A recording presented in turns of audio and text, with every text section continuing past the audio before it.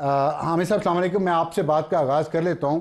مجھے یہ بتائیے گا، آپ کے ابھی جو اسد کیسر صاحب سے رابطہ ہوا ہے مولانا فضل الرحمان کا، انہوں نے بھی کہا ہے کہ آپ احتجاج مؤخر کر دیں، 15 اکتوبر کو مناسب نہیں ہے.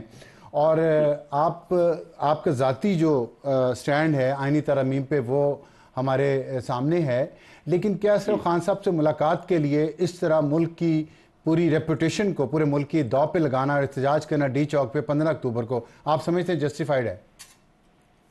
میں تو اس کے حق میں نہیں ہوں، اور میں نے یہی کہا ہے سب کو کہ نہیں، یہ فیصلہ تو جلدی میں ہو گیا، اگر کچھ لوگوں سے تو اس پر نظر ثانی کریں. اچھا، یہ بتائیے گا کہ نظر ثانی کب تک ہو جائے گی؟ آج دن تو پیچھے 2 رہ گئے ہیں صرف. میرا خیال ہے کہ ہو جانی چاہیے ایک دن میں. اچھا، کیونکہ حکومت نے تو انکار کر دیا ہے کہ وہ تو آپ کی اس بات کو نہیں مانیں گے. نہیں، یہ جہاں تک تعلق ہے احتجاج کی بات ہو رہی، باقی ان سے ہم کو ایکسپیکٹ ہی نہیں کرتے اس بات ماننے والے ہیں، کیونکہ یہ بات میں بالکل ٹھوس بات ہے کہ چونکہ باہر سے ہمارے لوگ آئے ہیں ایس سی او میں، تو اس لیے شاید مناسب نہ ہو 15 تاریخ کو احتجاج کرنا اس جگہ جہاں پر ہمارے مہمانان ہوں گے دوسرے ممالک سے. اچھا، آئینی ترمیم پہ پی ٹی آئی سخت مخالفت کر رہی ہے اور کہہ رہی ہے کہ ہم آزاد عدلیہ کو ڈیفینڈ کرنے کے لیے کر رہے ہیں. آپ کا ایک بہت اہم رول رہا ہے آزاد عدلیہ کے جو بارے میں جو تحریک چلتی رہی ہے. یہ بتائیے گا کہ کیا خدشات کے آئینی عدالت کے حوالے سے، کیونکہ تمام بڑی سیاسی جماعتیں جو ہیں وہ تو اس کے حق میں ہیں، وہ چاہتی ہیں، اور ان کے جو ڈیموکریٹک کریڈینشلز ہیں ان پہ شک نہیں ہے کسی کو، آپ کو بھی شاید نہ ہو، لیکن آپ کہہ رہے ہیں کہ وکیل جو کہہ رہے ہیں وہ درست ہے، سیاستدان جو کہہ رہے ہیں وہ درست نہیں ہے. کیوں؟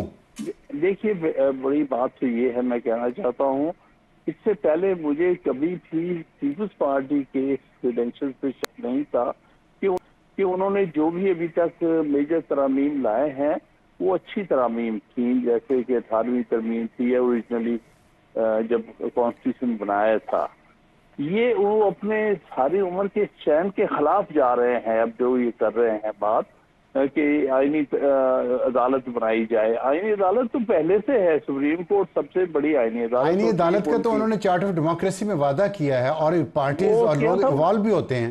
وہ ختم ہو گیا جب انہوں نے یہ 18ویں ترمیم تو پیپلز پارٹی کے دور میں آئی ہے نا. اس وقت نہیں موقع ملا، نہیں موقع نہیں، ان کو پاس پورا موقع تھا، لیکن اس میں سمجھداری سے کام لیا کہ 2 آئینی عدالتیں متبادل نہیں ہو سکتی. دنیا کے کسی ملک میں یہ چیز نہیں ہے. 70 ملکوں میں ہے. بالکل 70 ملکوں میں یہ کامن لا کا نظام نہیں ہے. یہی تو بات سمجھنے والی ہے، کیونکہ موسٹلی لوگ جو یہ بات کر رہے ہیں یا تو انہیں سمجھ نہیں ہے کہ دنیا میں کون سے نظام ہے عدالتی، اور نہ یا پھر وہ بدنیتی پر کر رہے ہیں. ٹھیک ہے، تاکہ یہاں پر کوئی انڈیپینڈنٹ عدالت کسی معاملے کو جو غیر آئینی ہو رہی ہو اس کو روک نہ سکے. تو میرے نزدیک تو کوئی ایسی ہے ہی نہیں. آپ اگر ذرا بھی اس معاملے میں سمجھیں گے کہ 2 بنیادی نظام ہیں، ایک کامن لا سسٹم ہے عدالتوں کا، دوسرا سول لا سسٹم ہے جو کانٹیننٹل سسٹم ہے. وہاں پہ یونیفائڈ سسٹم نہیں ہوتا عدالتوں کا، وہاں پیرلل سسٹم چلتے ہیں 5-6. ان میں علیحدہ ایک کانسٹیٹیوشنل کورٹ بنائی جاتی ہے کانسٹیٹیوشنل ایشوز کے لیے، اور ایک اور عدالت بنائی جاتی ہے جو کسی بھی ہمارے ممالک میں نہیں ہوتی، جس کو کورٹ آف کانفلکٹ کہتے ہیں. یہ تو آئینی عدالت پہ آپ کے ہو گئے خدشات، لیکن ویسے جو باقی چیزیں ہیں ان آئینی ترامیم میں جس میں ججز کے اپوائنٹمنٹ ہے، اس پہ اور بہت سارے اس میں معاملات ہیں، ان سب پہ آپ کے اختلافات ہیں؟ آپ نہیں چاہتے کہ ججز کے معاملات؟ سخت اختلافات ہیں. ایک تو بات یہ ہے کہ یہ جو اچیو کیا تھا سپریم کورٹ کے، یعنی پاکستان کے چیف جسٹس کی اپوائنٹمنٹ جو ہے سینیورٹی کی بنیاد پر ہو، یہ وکلا کی سٹرگل تقریباً 70 سال کی ہے. اور اس میں ججمنٹ فائنلی جو آئی تھی وہ 1998 میں آئی تھی. اسی کی بنیاد پر پھر 18ویں ترمیم میں انہوں نے آرٹیکل 175A میں یہ اڈاپٹ کر لیا تھا، یہ اصول اڈاپٹ کر لیا تھا.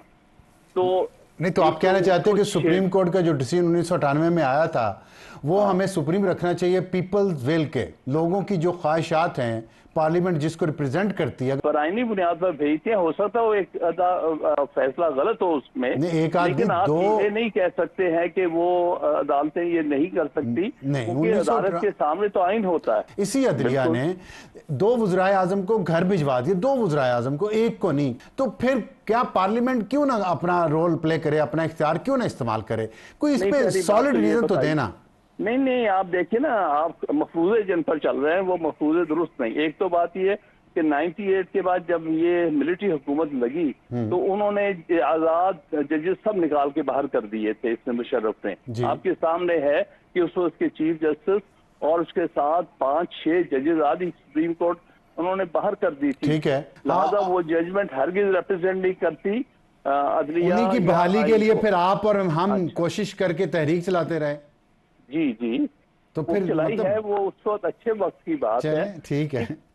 आप दूसरी बात ये कह रहे हैं कि 2 प्राइम मिनिस्टर्स को किया। अब जो पहला वाला मामला है उसमें तो जस्टिफिकेशन थी, इसलिए कि बारहा उनको कहा गया कि आप ये खत लिखें जजमेंट के लिए, एनफोर्स करने के लिए स्विट्जरलैंड। अब उन्हें ये मसला था कि उस वक्त के सदर को नाराज नहीं करना चाहते थे, जिनके बाहर साथे थे, जिनके लिए सुप्रीम कोर्ट ने उनको बारहा ऑर्डर किया था। तो अल्टीमेटली उन्हें कंटेम्प्ट फेस करनी पड़ी, कंटेम्प्ट का फैसला हुआ जिसकी वजह से वो घर गए हैं। आप समझते हैं कि इस इतनी सी बात पे मुंतखब वज़ीर-ए-आज़म को घर भिजवा दिया जाए इतने छोटे जुर्म पे? फिर इतने छोटे जुर्म पे असासे तो फिर इफ्तिखार चौधरी साहब के भी बाहर पता चले थे, उनके बेटे भी बहुत इल्जामात थे।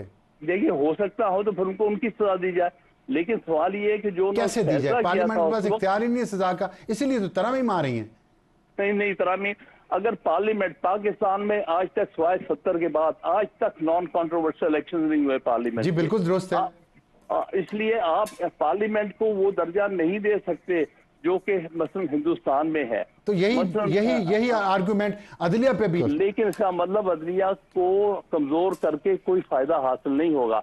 यही होता रहा 70 साल में, बारहा मार्शल लॉ लगे या सिविलियन गवर्नमेंट ने कमजोर करने की कोशिश की। आज भी जो कुछ कर रहे हैं ये, इसका मकसद सिर्फ अदालतों को कमजोर करना। ठीक है, ये बिल्कुल गलत मकसद है जिसके लिए हो रहा। अगर आप रिफॉर्म लाना चाहते हैं तो उसके लिए कौमी कंसेंसस होना चाहिए। हम इस पर बात करने को तैयार हैं। ये रात के अंधेरे में आप तरमीम लेके आते हैं, आप बनाएं। जैसे 18th अमेंडमेंट में 27 मेंबर की कमेटी हर छोटी बड़ी पार्टी को डाल के आपने बनाई थी और उसने बाई कंसेंसस सारी पार्टी ने इकट्ठे मिलके 18वीं तरमीम की थी। आज क्या मसला पेश आ गया कि रात के अंधेरे में बगैर ड्राफ्ट ड्राइव वो कहते हैं कि आप जल्दी से इस पर वोट डालें। अच्छा पॉइंट आपका, अच्छा पॉइंट है। मैं इस पे कमेंट लूंगा शर्जील इनाम मेमन साहब से। बहुत शुक्रिया सेनेटर हामिद खान साहब हमसे बात करने का।